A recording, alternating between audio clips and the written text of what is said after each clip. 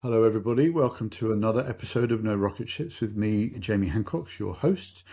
Today, my guest is Michaela Weber, and I'm going to ask Michaela to introduce herself because she's just got a new role. So, over to you.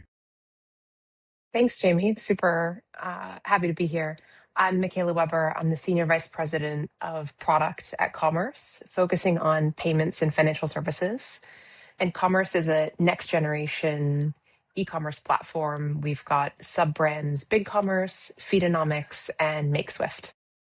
Thank you very much. Polished as I would have expected. Fantastic. Right. So, today we're going to talk about. Oh, before we start, when we were gossiping last week, you used a word that I loved, voluntold. Please explain. So voluntold, and I forget where I heard it from, but is one of my favorite phrases. And it's when someone's trying to convince you that you have volunteered for something, but actually you are being told to do it. So voluntold is, I think, a great way to emphasize that while you may think that you have some free choice, it is actually a direct request slash command. Very useful in any kind of relationship, particularly those with our spouses, I think, Definitely. as well as at work. I don't have anybody to voluntel or be voluntold by at work anymore. So, but yeah, I'm not going to tell my wife, and then yeah. I think one of my favorite professional uses of it is when someone tells you that they're giving you a tricky project or a problem and that it's a step up opportunity, right? That is a classic example of being voluntold to do something. Maybe we'll go there. Right. If we get to it at the end, we'll talk about dahlias and village life. But we're gonna focus on the pivot to agentic and that stuff now, and we'll talk about payments and why. I mean, I've worked in them for years and years, and I jokingly tell everybody all the time that they're boring, but we'll talk about that as well. So let's talk about the agentic switch, right? So we talked about this quite long and hard last week when we met. You're in a business that's doing the pivot. We're all thinking about as consumers how we do or don't do the pivot. I think we've probably got a view of time it will take and the lag and the pressures and all that sort of stuff. Give us a Michaela take on where the pivot is and how long you suspect it might take for everybody. Sure. I think that there's two components to agentic, and it's really important to separate those out. The first is agentic for product and brand discovery. That use case is you, Jamie, going on a ski holiday in 2 weeks, need new ski gloves, deciding between ski gloves and mittens, or trying to see, do you want leather? Do you want thick, thin? And so, similar to how people used Google, but obviously in the LLMs now with much more ability to dive deep into features, recommendations, you're using that in LM. You're taking it to ChatGPT, to Perplexity, and as a consumer, trying to surface products that will meet your criteria. Agentic product discovery is something that we're already seeing. We saw some of those trends in Black Friday, Cyber Monday this past year, right? And kind of overall holiday shopping season. At Commerce, we are really well positioned because of Feedonomics, which is our channel management tool to help brands ensure that their products are surfaced and surface those products catalogs to the LLMs. So that's something that as a consumer, I am also now using ChatGPT to surface product recommendations. As you know, Jamie, I've got a baby Edith, who's 8 months old, and Googling children's products is a nightmare, right? So if you want something with specific capabilities, you don't have a lot of time, it's really efficient to kind of surface some options there. So that product discovery is kind of use case one of agentic. And I think we can all agree that is happening now. It's something that merchants need to be aware of. It is in some cases replacing traffic that previously was coming from Google. And we're seeing that in some of the data with the merchants and brands that we work with. So that's really clear. If you are a merchant that probably less for B2C, B2B, B2B is, I think, obviously like a bit more of a specialized, but if you're B2C, you're selling to consumers, you need to be figuring out and having a strategy. How are you surfacing your product catalog on agentic surfaces for consumers to discover? The second piece, which gets people really spun up, the robots, sending your robot out to buy goods, right? This notion that bot Jamie is out in the world, that you are directing your robot to go order flowers for your wife for Valentine's Day for $50. And it's doing that, making that purchase, sending you a confirmation, and the human is not in loop. That's a really tricky use case today. And I think there's a few specific areas where you could see that gaining traction, but most consumers are still wanting to go onto the brand site. So going back to my baby item buying behavior, if you're looking for a high chair, I want to surface 2 or 3 options. And then I am clicking through to the brand website to be able to see the different pictures, see reviews, see product descriptions. And yes, I could continually query my LLM to surface that information, but actually I want to see what the brand has presented to me. So when we have questions from brands who say, is my website dead? Which is something that people are saying, right? They're saying, should I stop investing in my website because I no longer need a website?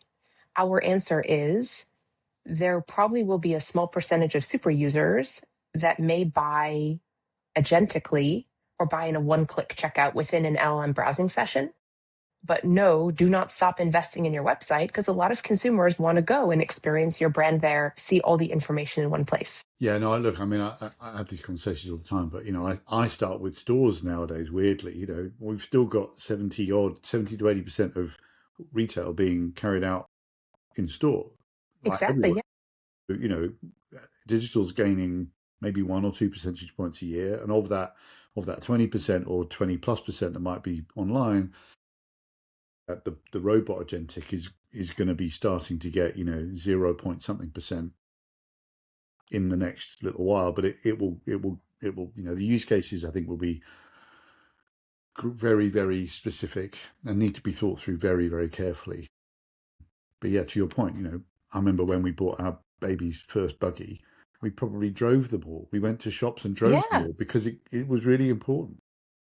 And so I think the notion of the bots out making commerce purchases, it's problematic for a couple of reasons, right? One is just because you can do it doesn't mean consumers will adopt that behavior. It's the Amazon Alexa paradigm. You could use your Amazon Alexa to voice add anything you need from Amazon into a cart and complete a purchase. Something like 85% of people use their Alexa as a kitchen timer.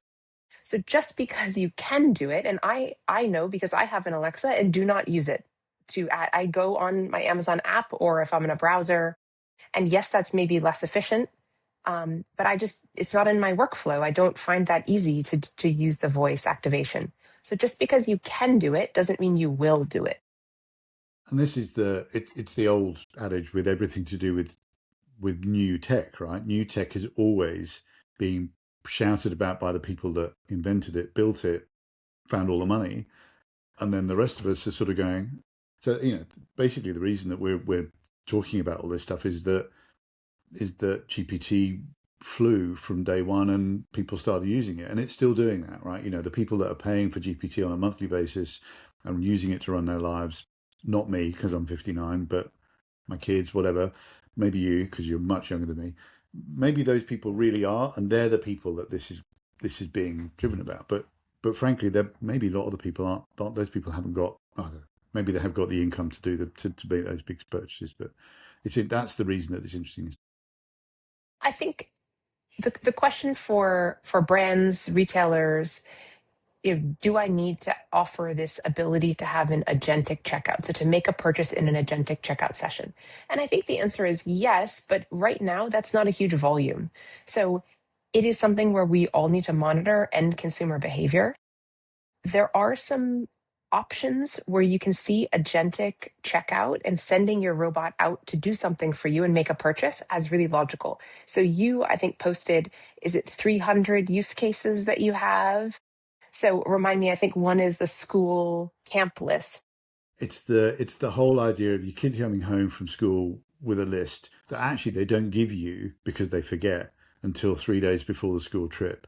And then as a parent, you're sitting there going, okay, I've got 3 days to get 25 items, none of which I'll ever see again because my kid will leave it in summer camp, but they won't let him get on the bus without it. So what do? As a parent, it's 4 hours of your time to go and find all that shit and get it. Or maybe you could just upload the list to an LLM and go, here's a budget, need to have it tomorrow, go. Yeah, I love that. And back to school shopping similarly, but that is a subgroup of commerce interactions where, and many of us have for recurring household items, this Amazon subscription setup, you get kitchen rolls sent to your house once every 6 weeks, that kind of thing. So I think that those will be niche use cases. I do see the utility in them, similar to agentic commerce for travel, where as someone who travels quite a bit, this notion of being able to send my robot out and say to my LM, book me a hotel within a 15-minute walk of this meeting that has in-room coffee, because that's one of my key KPIs for a hotel. And it does it. And I don't really care where I'm staying, or that is within the Bonvoy network because I want to have points. And that's a great use case. And that would reduce the time that it takes me to find something. So that makes a lot of sense to me. But this notion of me sending my agentic bot out to purchase a high chair without me being in the loop or doing more consumer discovery may probably something that we're too early to say is going to be a really common use case. And the common sense in us is sort of saying, therefore, that the utility buying journey is definitely more suitable for an agentic robot thing than anything that's related to taste, shopping enjoyment, or a degree of importance, baby buggies, for example. You're probably likely to want to be in control of it a little bit more. So there's going to be an arc, isn't there, of that stuff, I think. So you and I we had coffee last week, right? And it was just before Valentine's Day. And I was going to buy a Valentine's Day gift for someone, walked back to my office in Liverpool Street past the Royal Exchange, which has a Joe Malone store. And you and I had talked a lot about in-store experiences. And, this is still this 80%. How do you make that special? Popped into Joe Malone, had a price point in mind for a gift, didn't know what scent I wanted, was then taken upstairs to a private area by a salesperson who did a quick demonstration sat me down, did a warm towel in my hands. It was pouring rain, as you know, that day, and gave me a quick demonstration of the scents that I could have for this gift. The whole thing probably took 7 or 8 minutes, but it was such a personal in-store experience. And it helped me, I think, hopefully choose the right scent for this person. And I transacted. I made my purchase, and that is something where we see a lot of brands we work with. If you have this special in-store experience, you're curating that. You want a consumer to come to your site and experience some of that magic, even if they can't be in person. And I find the LLM surfaces very utilitarian. Yeah, they are, So and they are. Yeah, you can't, how do I take that in-person magic of experiencing the brand, being there, having someone speak to me in a way that I can carry that into an in-person session? It's not, you know, the directive of which hotel is within X distance of this meeting. yeah. And I think also, as we think about it, Google had that thing about trust. BBC's website was always, the first organic record for many years because it had such trust around it.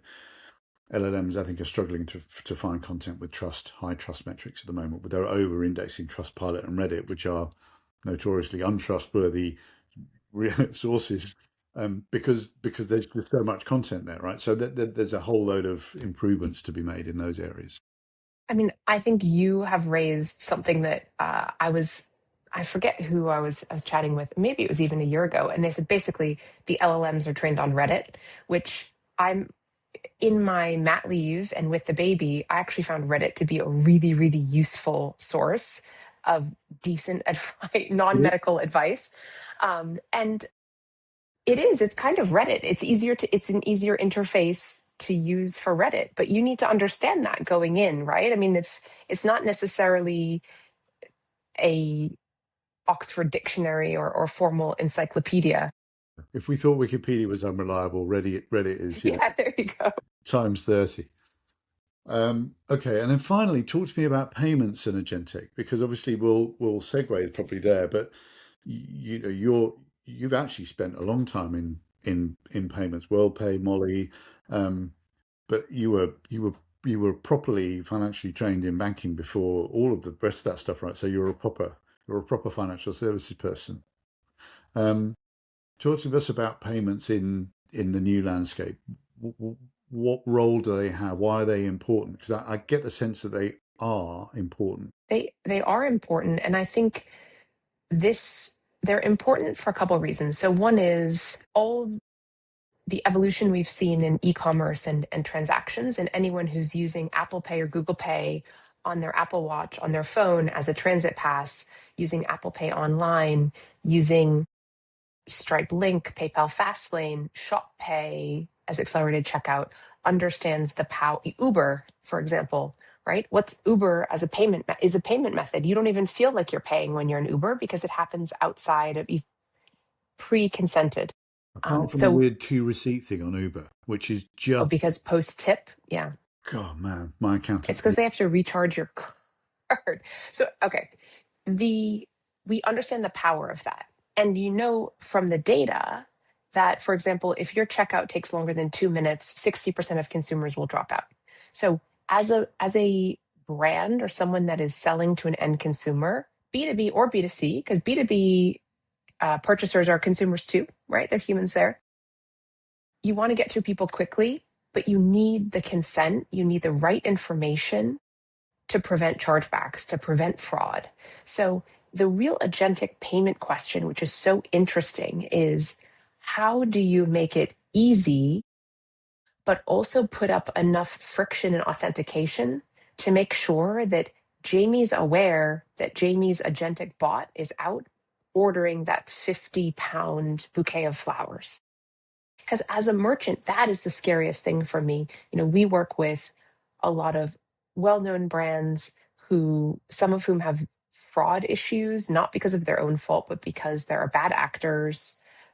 Some products are easy to have street value, to report that they weren't delivered when they were. You go sell them on Vinted, sell them elsewhere. So how can I protect myself as a merchant from bad actors who may knowingly or unknowingly, I guess, send out, or consumers who unknowingly are making purchases and then have high return rates? As you know from all your work with brands, returns can be terrifying, right? You have high restock fees. There's almost always issues. You can't always resell everything that comes back. You really want to avoid this notion of fraud, returns. So that's the hard thing. Is I do think that we probably need clear regulatory, and whether it's the schemes, so Visa, MasterCard, whether it's the regulators, what is consent in an agentic framework, and how can merchants feel comfortable that they are getting consent from a consumer to click a button and make a purchase, where I also want to make sure it's as frictionless as possible, because statistically I know that will improve my conversion rate. And our kind of current subscriptions, you mentioned earlier on, those subscriptions that we've got with Amazon and everybody else, we've all got subscriptions of some sort. I think I heard the other day that the average American household has something like $200 a month of subscriptions going out of the household. And if that's an average, that means that, quite a few people have got huge amounts of subscriptions going out. So a lot of those are, just recurring moments of consent, aren't they? That the customer's not involved in it. You know, um, what needs to change, do you think, in that framework than what we have now? And because payments is such a sort of dark, not a dark art. I am going to, maybe I should, you could describe it better than me, but I never really quite worked out who was running it. Like, is it Visa and MasterCard? Is it a regulator? Is it the banks who who kind of, I mean, everybody's got a voice, right? But nobody's, the reason that payment seems to shift quite as slowly as it does is because I could never work out who is in charge. Is any of that fair? Yeah. Well, there's a lot of cooks in the kitchen, right? In a payment. I mean, you've got issuing, I mean, if you're using a debit or credit card, you've got issuing banks, right? You've got sometimes credit card companies. You have schemes who are, you've card brands, the regulator, all sorts of sponsor banks, in online payments, you've got bin sponsors and various things. So it is really can be complex, and there are a lot of different entities in the value chain. So I do think that it seems like a black box because to the average consumer and sometimes to a merchant it is, right? You may interface with a Stripe or an Adyen or a PayPal, but there's actually a lot of payment infrastructure that is happening behind the scenes. And those can add up to fees, right? Merchants see scheme fees and network fees and things um, on their monthly bills and query those, which is the right thing to understand. But it's hard. There's a lot of people involved. It is highly regulated. From a consumer perspective, there's consumer protection, right? There's wanting to make sure that consumers are doing the right thing. Obviously, credit cards have their own aspect in terms of consumer credit regulations. So it is a really a bit of a black box or a dark art, I can understand. But it's also a real power for a merchant, right? If you take control of your payment stack, if you're offering the right buy now, pay later, if you are allowing consumers to check out in a frictionless way and pay with the payment method they want, that can create that loyalty.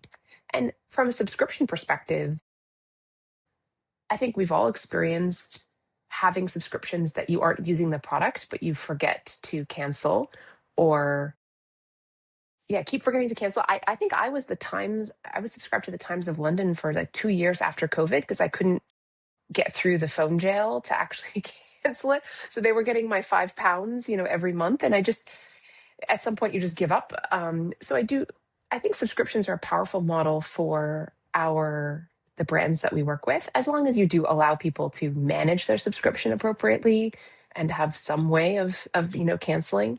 But it can be nice, you're taking in some revenue to, and maybe people are using the product, maybe they aren't, depends if it's digital or physical.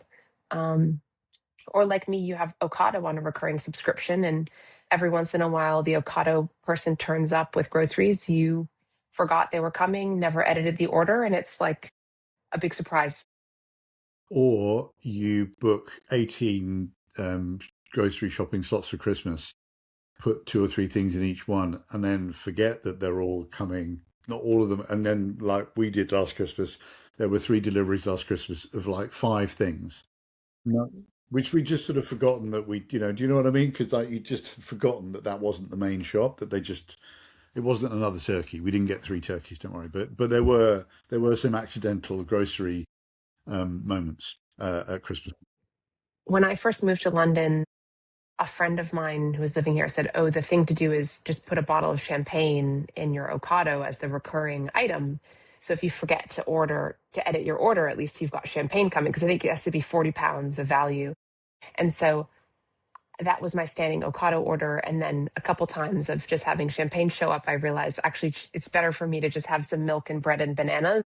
Then if that shows up, it's at least giving you something versus just having a random bottle of Veuve show up As you on your realise you've doorstep. got 24 bottles of champagne waiting to be drunk. Yeah, exactly. And the Ocado guy is not thrilled to deliver a single bottle of champagne to you, I can tell you.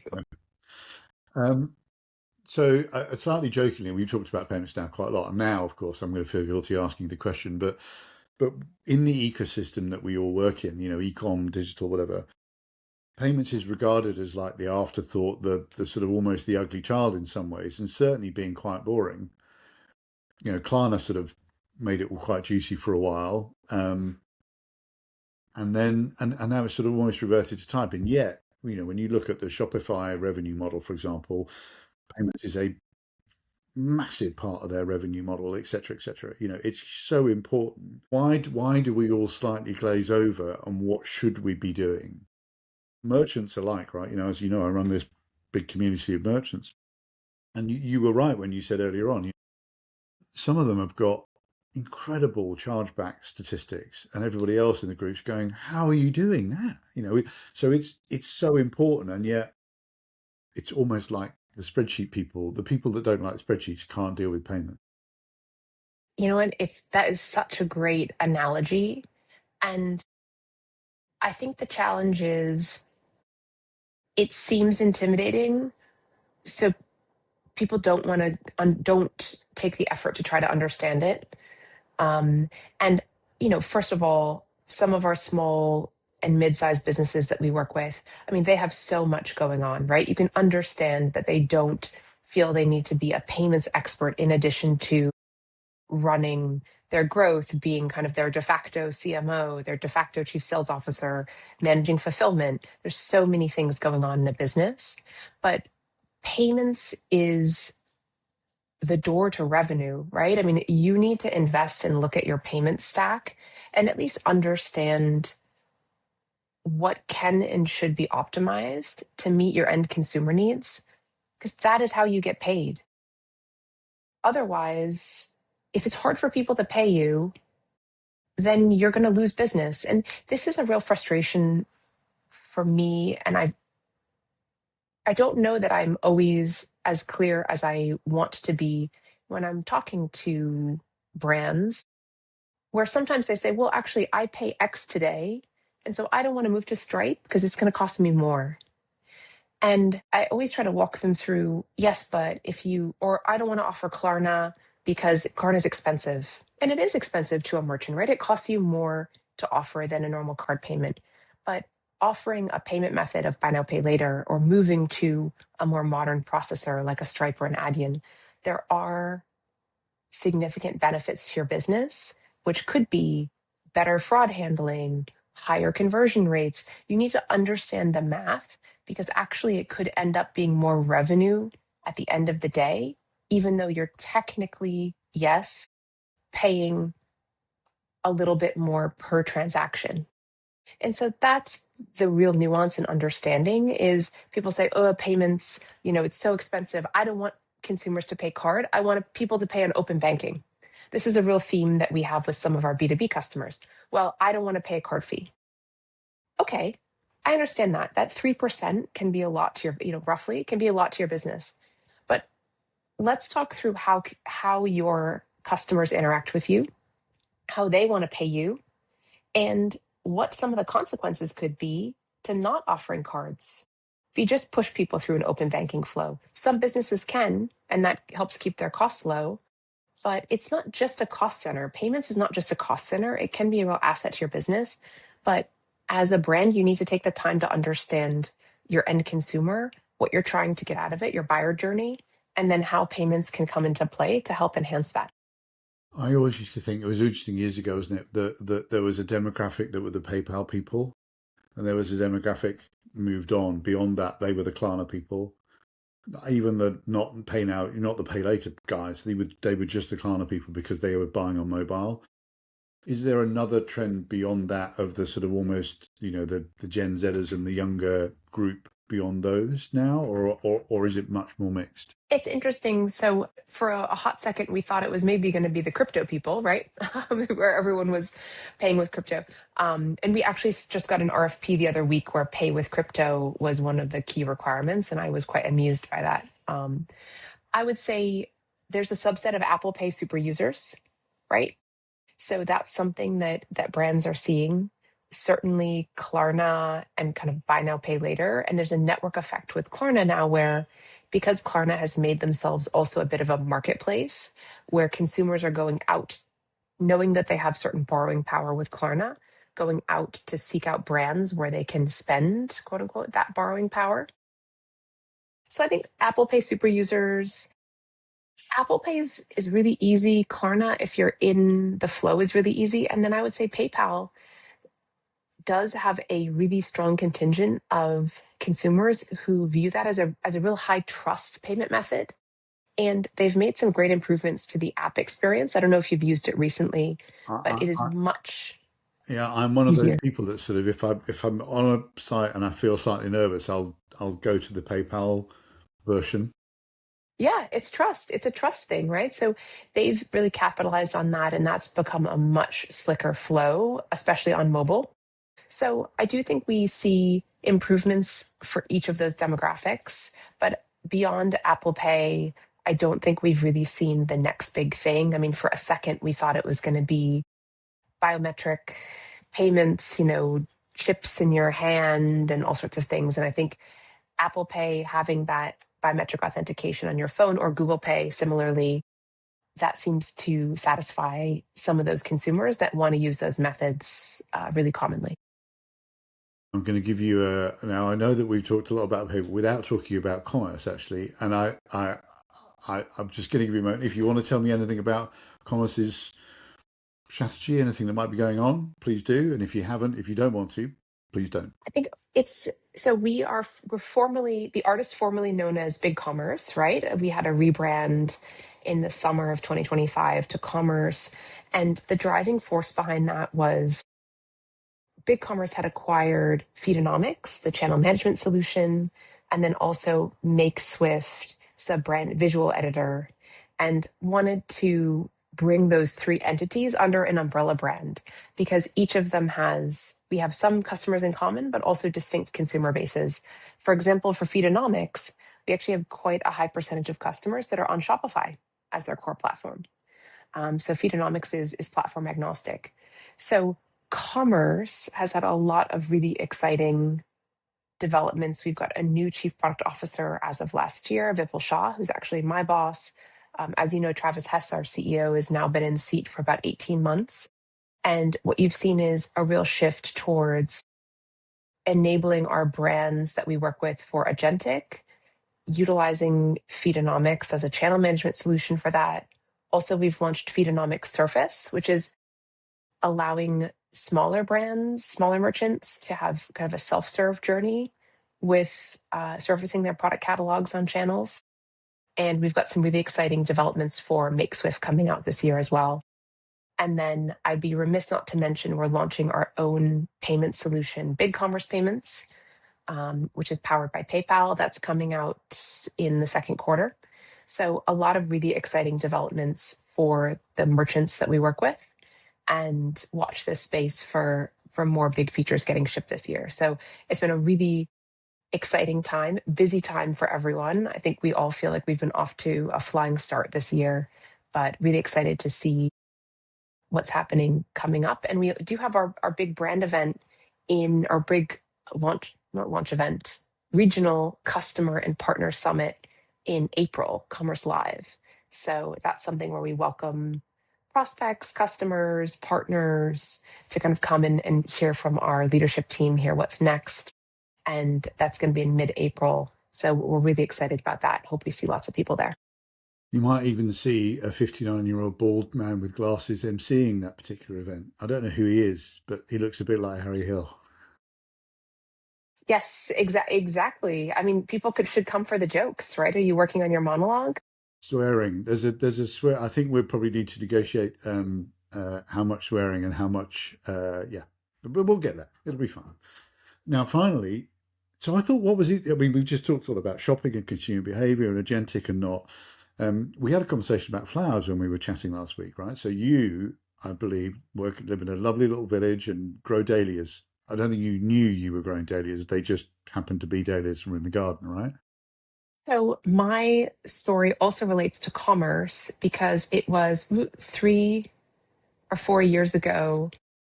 We moved into a new house. So yes, live in a classic English village, but just outside of London. And I went on an away day to Sarah Raven, which is a big commerce platform customer. Sarah Raven is well known for her dahlias and other garden. It's a really successful business. And I went and spent a day learning about how to garden and got interested in dahlias, put some in the ground. And then the great thing about dahlias is they just kind of come up and then they die off in the winter and then they come up again. And so I have every year added a little bit to my kind of dahlia cutting garden. And this past summer, entered a few of my flowers in the classic English tradition of the village show. So actually, I did win a prize for my 3 stems of dahlias. They were little pom pom dahlias. They were fantastic. And that has given me a lot of credibility, Jamie, in my village, because as you know, there's only a few ways to be well known and liked in an English village. One is to play on the cricket team, which unfortunately I have neither the passion nor skills to do that. Two is to be a good baker and produce cakes for various church teas and the village fete. I distinguish myself by bringing a store-bought cake to something that now then became clear it was required a homemade item. So I have not been asked subsequently to contribute. And so three is really to do a decent job contributing to kind of the overall floral experience.